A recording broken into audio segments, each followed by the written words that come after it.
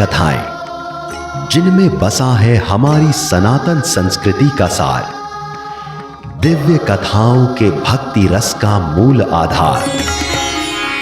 आर्यवर्त, भारत का स्वाभिमान। सब्सक्राइब करें।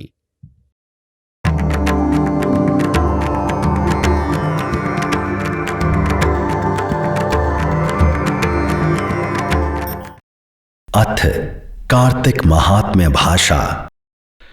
14वां अध्याय। राजा पृथु जी ने कहा, हे देवर्षि, दैत्यराज ने क्या किया वह सब मुझे विस्तार पूर्वक सुनाइए।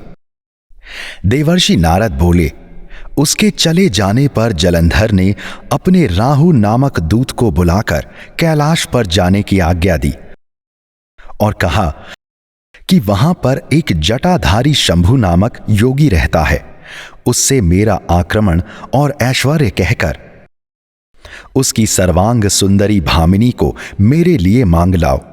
तब उसके वचनों को सुनकर वह शिव दूत के स्थान पर पहुंचा, परंतु नंदी ने उसे सभा के भीतर नहीं जाने दिया, किंतु वह अपनी उग्रता से शिव की सभा में चला गया और शिव के आगे बैठकर उनकी आज्ञा ले वह सब संदेश कह सुनाया जो कि दैत्यराज ने कहा था।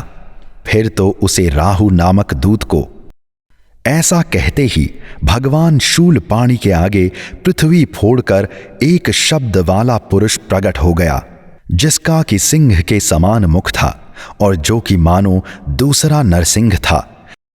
वह दौड़कर राहु को खाने चला। राहु बड़े जोर से भागा, परंतु उस पुरुष ने उसको पकड़ लिया। उसने शिव की शरण ले अपनी रक्षा मांगी। शिव जी ने उस पुरुष से राहु को छोड़ देने के लिए कहा, मुझे बड़े जोर की भूख लगी है, मैं क्या खाऊं?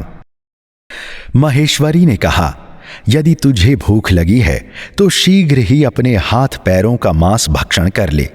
शिव जी की आज्ञा से वह पुरुष शीघ्र ही अपने हाथों और पैरों का मांस भक्षण कर गया। अब केवल उसका सिर मात्र शेष रह गया। तब उसका ऐसा कृत्य देखकर शिव जी ने प्रसन्न होकर उसको अपना आज्ञा पालक जानकर उसे अपना परम प्रिय गण बना लिया और कहा कि मेरी पूजा के समय अब तेरी भी सदैव पूजा होती रहेगी और जो तेरी पूजा नहीं करेंगे वह मेरे प्रिय न होंगे।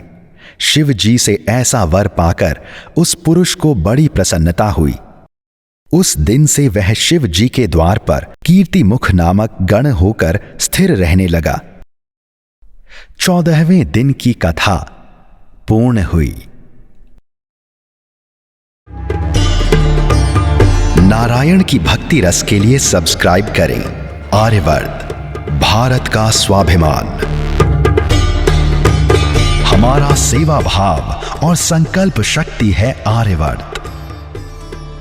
आपके द्वारा बुक करी गई हर पूजन सेवा व सामग्री में से एक हिस्सा गौ सेवा में लगाया जाएगा, जिससे न केवल आपको सुख शांति मिलेगी अपितु गौदान सदृश पुण्य की भी प्राप्ति होगी। दान असंख्य पापों को नष्ट कर देता है।